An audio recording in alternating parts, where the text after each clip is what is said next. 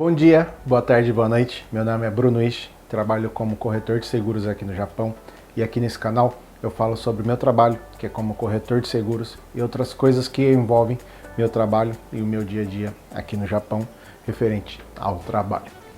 Beleza, pessoal? Muito obrigado para você que já tem acompanhado esse canal e tem acompanhado os vídeos que eu vim postando, né? Fiquei afastado, né, algumas semanas, né, mas como prometido, né, já vou tomar, né, a sequência dos vídeos que eu estava fazendo, tá?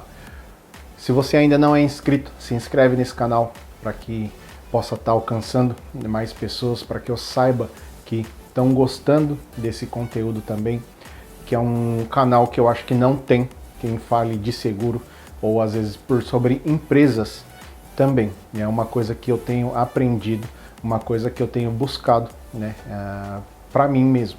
Então, o que eu tenho aprendido, eu vou tentar, né, trazer aqui para estar ensinando, para estar compartilhando aquilo que eu tenho aprendido, ok? Se você tem interesse, né, nesses conteúdos, comenta aqui embaixo se você tem alguma dúvida, eu posso estudar, pesquisar, né, isso, às vezes você quer, tem interesse, mas tem dificuldade no japonês, eu posso estar pesquisando, pode demorar um pouco, né, porque são coisas difíceis, né, às vezes, então eu posso estar pesquisando, estudando e trazendo isso aqui, tá? Se você ainda não é inscrito, se inscreve nesse canal, tá bom? Compartilha com as pessoas que você conhece e acha que vai gostar desse conteúdo. Beleza, pessoal? Muito obrigado. E hoje, o que eu quero falar, né, é uma coisa que aconteceu comigo hoje, né? Se você não sabe, né, recente no Japão, ou está começando algum negócio, ou pretende começar futuramente algum negócio aqui no Japão, uma coisa que você precisa tomar cuidado e você não tem como fugir é sobre os impostos, né? No salário, quando a gente é assalariado, já vem descontado todos os impostos que a gente precisa pagar. Se a gente recebe 300 mil ali por mês, por exemplo, já vem descontado o Shakai Hoken, uns 30, 40 mil mais ou menos, vem descontado o imposto de renda, vem descontado várias coisas ali no salário, certo? Né? E tem uma outra coisa que é para todos, que é quando você compra alguma coisa, você paga 10% de imposto ou 8% de imposto se for para comida. A maioria das coisas que é para comida, alimentação no mercado, assim, se você for ver, é 8% de imposto. Todas as outras coisas são 10% de imposto, tá? E eu, né, já estou trabalhando como Kodin, como autônomo, agora em dezembro vai fazer 1 ano. E uma coisa que acontece quando você é autônomo é que você tem que fazer a sua declaração daquilo que você ganhou, daquilo que você gastou. A sobra é seu lucro e você vai pagar imposto sobre esse lucro, tá? No Japão, né, agora dia 1º de outubro vai ter uma mudança nessa parte de imposto sobre o consumo. Eu acho que é assim que fala, né, que é esses 10% e 8%, né? Quando eu agora como autônomo, né, eu presto serviço para a seguradora. É uma coisa que muitas pessoas se confundem, né, quando vem conversar comigo, né? Por exemplo, você fez um seguro comigo, então eu sou o corretor que fez o contrato com você. Eu sou o intermédio, meio campo, intermédio, eu não esqueci a palavra. Eu estou intermediando, né, entre o cliente que quer o seguro e a seguradora que tem o produto. Eu estou no meio campo aqui que estou ligando uma pessoa na outra, certo? Esse é meu trabalho. Então, quando o cliente vai pagar o seguro, está descontando, quem está descontando esse seguro não sou eu, é a seguradora. A seguradora que está tirando da sua conta todo aquele valor mensal do seguro, 5 mil, 7 mil, 10 mil, 20 mil, independente. Então, a seguradora desconta isso da sua conta, descontando, eu recebo uma porcentagem daquilo que você já pagou. Então, não sou eu que estou descontando. Então, eu estou prestando serviço não para o cliente, eu estou prestando o meu serviço, mas quem está me pagando, de fato, é a seguradora. A cliente paga para a seguradora e a seguradora paga para mim, certo? Então, eu recebo a minha comissão todo mês, né? Só que, por exemplo, quem tem um produto, né, que vende direto para o cliente, então eu vendi uma caneta, essa caneta aqui, essa caneta é muito boa, né? Eu gosto muito dessa caneta, eu só troco a tinta dela, né? E essa caneta é muito boa de escrever, e ela é carinha, é uns 2.000 mais ou menos essa caneta aqui, né? Então quando eu comprei essa caneta, né, a maioria dos lugares agora já tem o preço já com o imposto incluso. Às vezes tem com valor imposto incluso, ou às vezes tem o valor ali mostrando quanto é aquilo lá sem o imposto, certo? Então quando eu comprei esse daqui, ele já estava com o imposto incluso. Então vamos supor que essa caneta custou 2.000.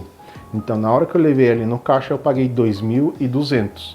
Esse 200 é o imposto sobre essa caneta, certo?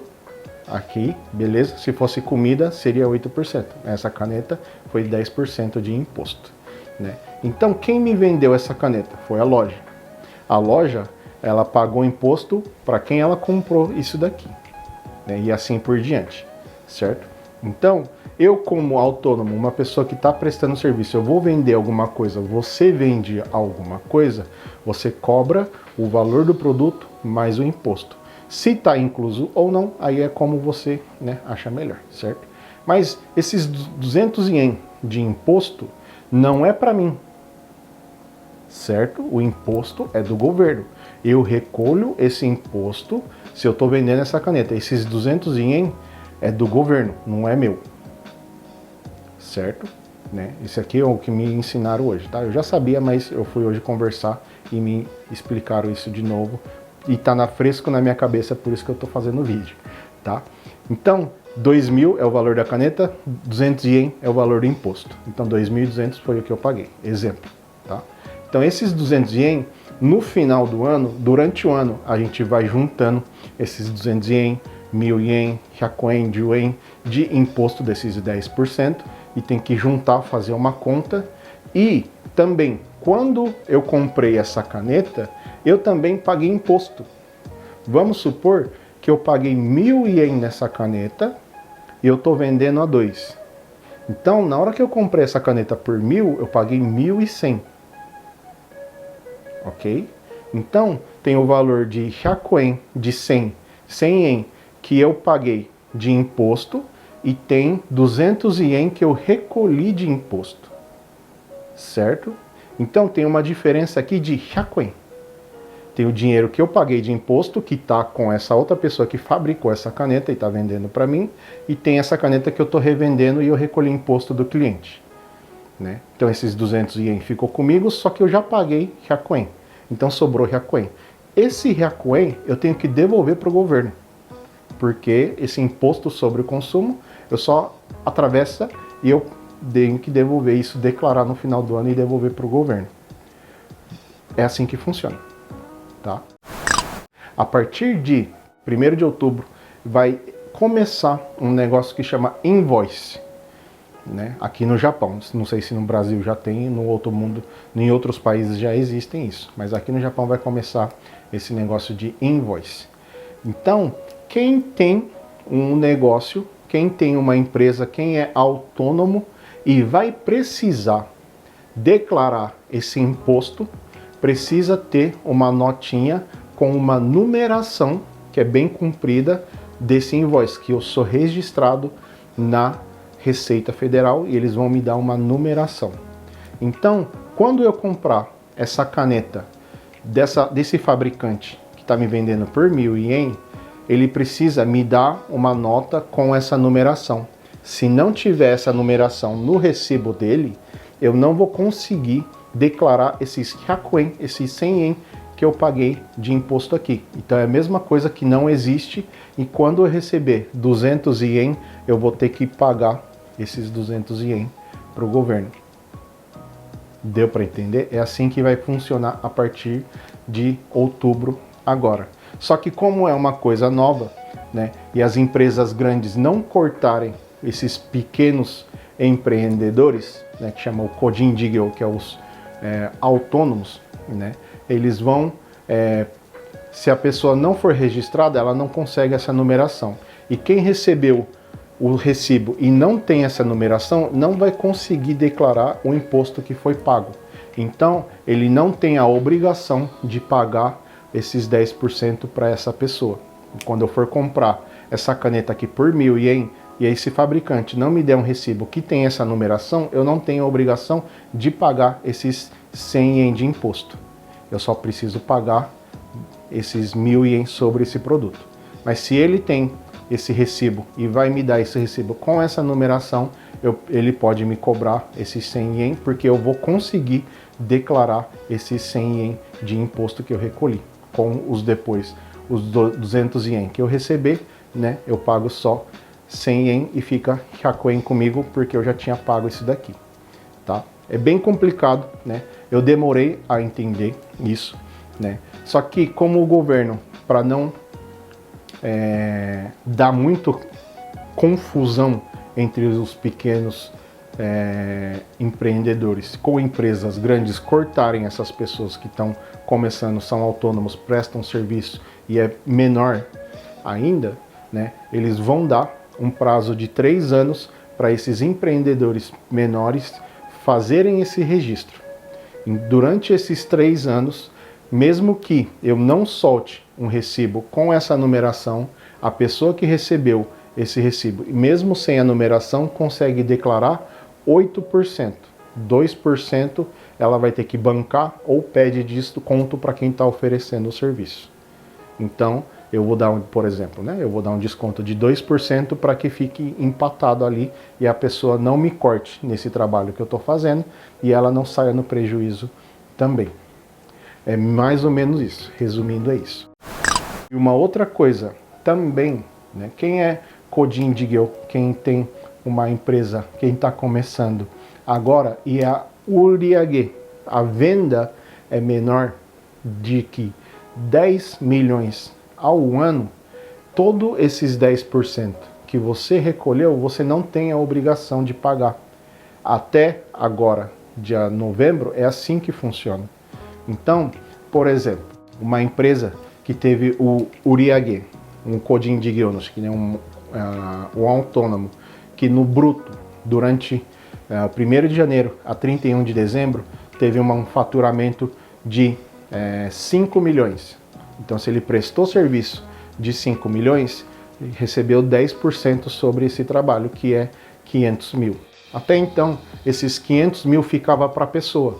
Por quê? Porque era um incentivo para que essas pequenas empresas crescessem e virassem empresas Godo Gaisha, Kabushiki Gaisha, virassem holding.